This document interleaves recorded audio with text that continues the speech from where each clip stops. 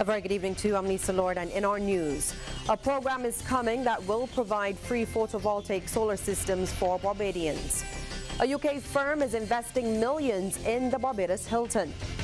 A top accounting firm wants to know how VAT on online transactions will work. And in sports, St. Michael and Harrison College take the BSAC 2019 title. Broadcasting from our studios in the Pine, St. Michael, this is CBC News Night, starting now.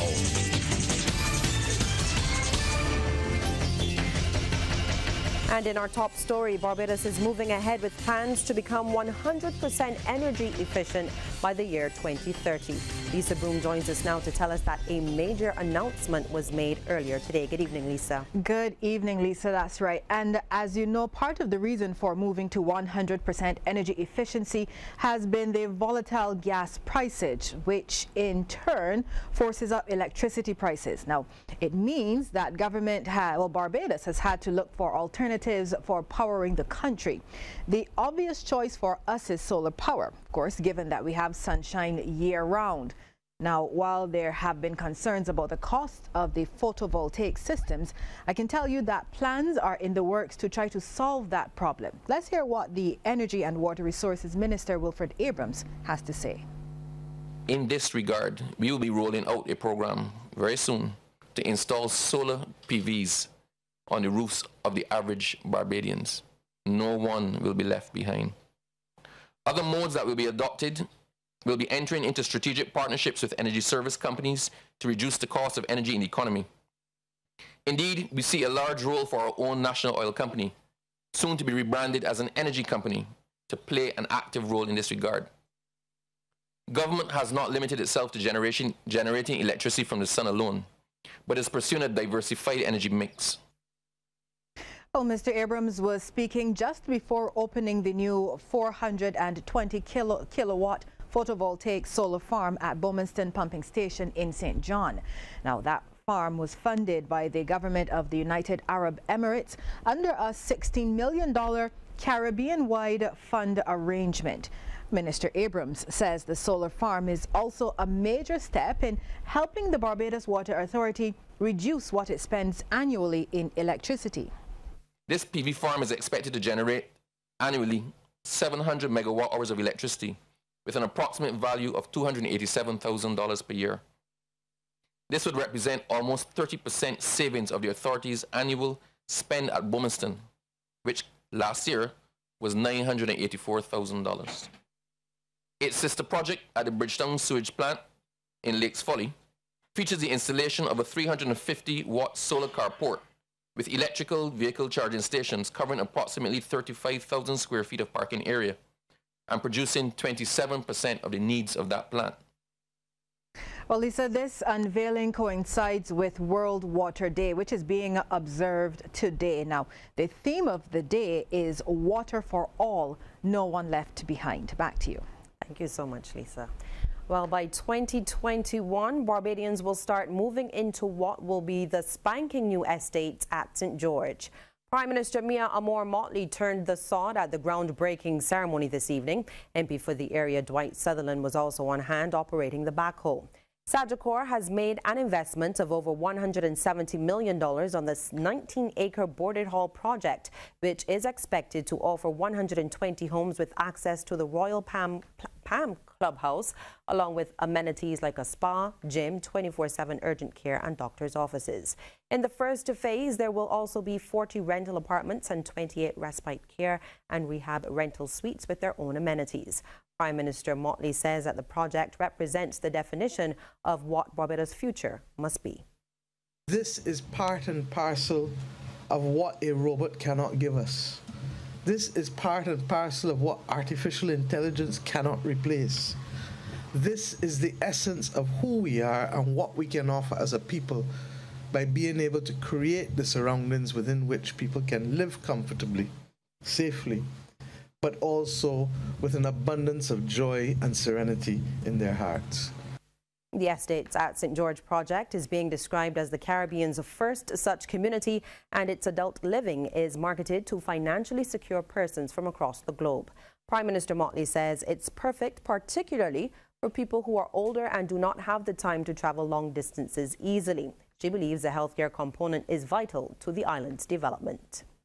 Barbados is committed to being able to train a surplus of nurses and to do it at every level, from community nursing aides, nursing assistants, right up to specialist nurses of the highest order. Because we recognize that not only is there a global shortage of nurses, but that the truth is that we have and will for the foreseeable future as human beings always want something called a caring hand and a supporting hand. Well, a UK-based firm has agreed to invest millions of dollars into the Hilton Hotel. Minister in the Ministry of Economic Affairs, Marcia Kettle, stressed that it was not a sale, but rather an arrangement which would see London and Regional pumping $40 million into that hotel over the next 18 months. She says traditionally such an investment would either be through debt, which would only result in further losses, or equity, which would have meant giving up a substantial share of the existing profits. So the heads of agreement that we reached with London Regional is an innovative arrangement where in return for the $40 million investment, London Regional is going to get a 50% share, not of existing profits, but profits over and above those that currently obtained, because the investment will make the entity more productive and more valuable. Government is well on its way to creating a national policy for vending. That's according to Minister of Small Business, Entrepreneurship and Commerce, Dwight Sutherland. Mr. Sutherland says it's all part of government's vision for vending, which started with the decriminalization of vending in Parliament several months ago. What we are doing, we are putting the systems in place to empower you as a vendor, and for you to conform, and for you to grow your business. Because why? We see vending as part of our culture and our heritage. Vending is as Bajan as putting in sauces. Right. And we need to stop looking down on our vendors. Because vending indeed needs to occupy its rightful place in the economic landscape of this country. And we are on our way to creating a vending policy and a vending act in this country. And of course, he was contributing to the budget debate in the lower house. He says to date, the Trust Loan Fund has disbursed some 700 loans to ordinary Barbadians at a value of about $3.2 million. Within a few months, we will be issuing trust loans on a digital platform. And indeed, is that transformation for the first time in the history of this country. And that is not all. We'll create a portal that accomplishes all measures of feedback for analysis by those workers. People can look and see how their loans are being processed on a daily basis. People can see what training modules are being offered on a daily process. That is what we are doing with this year in 2019. Chairman of Committees, Dr. Sonia Brown, is making a case for the return of the death penalty. Dr. Brown says that lawmakers must not only consider the rights of criminals, but also the rights of the victims. What has become of capital punishment? It is not easy for a mother or father or sister or brother hear that their relative was raped, dragged through a cane field, throat cut, foot cut off, and then Amnesty International will come and say you have to think about the murderer. We have too many lawyers around, many here. What about capital punishment? I am being asked that every day. I was never, as I said before, I was never a proponent of it, but I think drastic times deserve drastic measures. Dr. Brown also believes it's time that the country gets rid of the blocks. I think it's a good thing when we can take them off the blocks. I think we need to take them off the blocks rather than patronizing the blocks with initiatives. Take them off the blocks, put them in the classroom setting, get rid of even the term blocks, and let us move on with this. Because I will be honest, they're related. However much we would like to deny it, they're where the drugs come in, are used and sold. They're where the guns are used. Let it be real, people. Meantime, a suggestion has been made that Barbados hold a national consultation involving bloc members. It's coming from St. John Member of Parliament Charles Griffith. He says there's a need to embrace what is taking place on the blocs in order to turn the crime situation around. In 2 weeks' time, I will be calling a block consultation in the constituency of St. John to hear from those guys on the blocks that I have just identified in St. John, what are their concerns. And I am begging and I'm pleading that the Minister of Youth constitute and convene a national block consultation with the youngsters in Barbados to find out what are their concerns, because it must not only come from top down, it must come from bottom up. Well, government recognizes that the new bus fare of $3.50 may be a burden on the pockets of the average person. And because of this, Minister of Transport Works and Maintenance, Dr. William Duguid, says that they will make sure they get the discount packages correct. When we put together the package and market what those discounts will be, it will be a sure-footed package. It will be an understanding that we've gotten it right and made it right for all people. So whether you're a frequent user taking 2 buses a day or two buses a week, whether it's a 7-day trip, a 6-day week, whatever it is, we're going to sit down, we're going to get discounts, and we're going to get it right, because the people of Barbados deserve the best transport board and the best transport system that this country can provide. And in related news, the Transport Board will soon have more buses available to shuttle commuters to and fro. That's because the Ministry of Transport, Works and Maintenance is preparing to roll out a project which will involve the use of minivans and other privately owned buses. The announcement about the initiative, which is being called the Transport Augmentation Project, or TAP, came via Minister in the Ministry, Peter Phillips. They will carry the Transport Board brand, Mr. Speaker. They will play the same routes. They will play routes because we are also doing route rationalization as well. They will be allowed, as a Transport Board bus does, children will be allowed to ride on them free, those that are part of the TAP, not every minibus. And Mr. Phillips says before this can happen, legislation needs to be passed to allow privately owned vehicles to fill up using the Transport Board supply of diesel. What's Trending is brought to you by Trident Insurance. We treat you like family.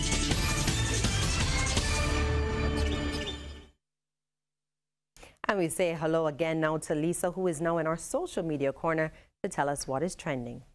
Thanks, Lisa, and good evening once again. Welcome to What's Trending. Now, following the shooting in New Zealand, which claimed the lives of 50 people, support has been pouring in from all over. Recently, several videos appeared on social media of people from the country performing a haka, and that's a traditional dance of New Zealand's Maori people. It's meant to show respect, and in this case, for the victims of the tragic attack. Take a look.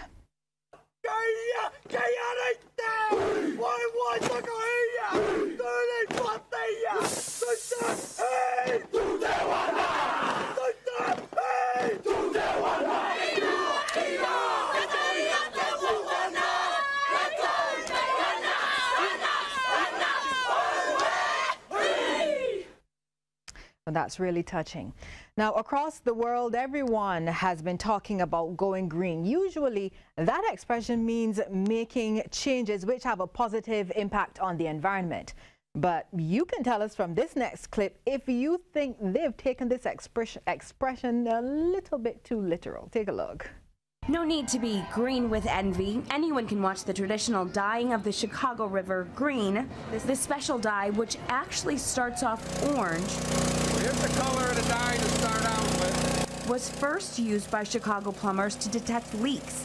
They later realized the dye could also change the river to a festive shade of green.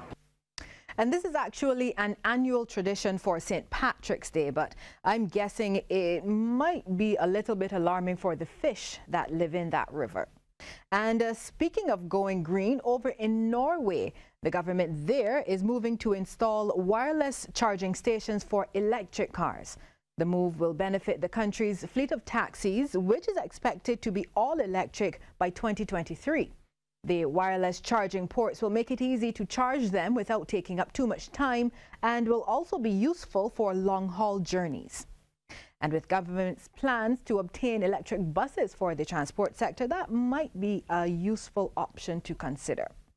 So now this story. I'm sure some of us have had the experience of having a long day on the job. I won't say any more about that.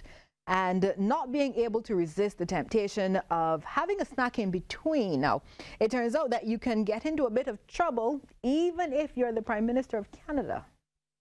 Mr. Speaker, we all know that the rules of the House do not permit us to eat in this place. And I can't help but observing that during the last vote, a number of people were eating, and the Prime Minister, who appeared to be hiding a bagel in his desk. Mr. Speaker, the Prime Minister has already stained this place with corruption. He does not need to stain it with mustard as well. Mr. Speaker, I apologize. It was a chocolate bar, so I apologize. Thank you, Mr. Speaker. Well, unfortunately, it doesn't seem as though there's any footage of Prime Minister Trudeau actually eating that chocolate. I can't help but wonder what kind it was. And that's all the time we have for What's Trending this evening. Lisa? Scores of young, technologically driven Barbadians have received glowing praise after being deployed in various communities across the island to assist those not as savvy as themselves in the use of tech. And that praise came from Minister of Innovation, Science and Smart Technology, Senator Kay McConney, as she addressed the first set of volunteers of the Digital Acceleration Ambassador Program this morning at the UWI Cayfield campus. Our Shane Jones reports. An upbeat Minister of Innovation, Science and Smart Technology, Senator Kay McConney, says it is an exciting time in Barbados. She thanked the ambassadors for the assistance they provided in the pilot program, boasting that the feedback in their evaluations was positive. You have shown that in doing something for the first time, something you'd never done before, once you were trained and you were supported, this generation of Barbados can deliver 100% to the people if only we commit. Senator McConney says the results achieved in the pilot phase proves that the program is here to stay as Barbados seeks to put many more services online. Making access to government services affordable, reducing the transaction cost to people. You don't have to take a bus and go 4 different places to do one simple thing, and allowing them to do it with speed. UWI Deputy Principal Professor Clive Landis says the program is perfectly aligned with the UWI's 2017 to 2022 AAA strategic plan. We welcome the 100-hour community service requirement for student beneficiaries of the new tuition fee policy. This fits perfectly with the alignment goal in our strategic plan to promote engagement and activism in the community. The pilot phase saw the ambassadors helping Barbadians register in TAMIS, and Manager of Communications and PR at the BRA, Carolyn Williams-Gill, says the program is a signal of government's focus on the public service becoming more citizen-centric. Attention, therefore, will be on 3 key areas: ease, accessibility, and innovation. These focus areas are very much in sync with what we are working towards at the Barbados Revenue Authority. The 90 ambassadors received certificates for their work. Shane Jones, CBC News. Well, Sandals says it remains fully committed to Barbados. The luxury resort brand has issued a statement in response to remarks made by Prime Minister Mia Amor-Motley in her budget presentation. Now, on Wednesday, Ms. Motley indicated that government had reached a difficult stage in its negotiations with the Sandals Group that could potentially see the multi-billion-dollar beaches project in St. Peter either being stalled or pulled completely. Sandals is saying that it is also disappointed with the stalled progress of the project. The group has, however, made it clear that it was not asking for anything more than what was promised. The beaches project would have represented the group's largest single one-time development at a cost of over $420 million. Sandals further pointed out that such a large project carries long-term risk and their lenders, the banks, as well as their board, were seeking a level of stability by having parliamentary approval of the concessions which were already promised. Now, Sandals says it has seen the strengthening of confidence in Barbados over the past year and has the greatest respect for the Prime Minister and her cabinet.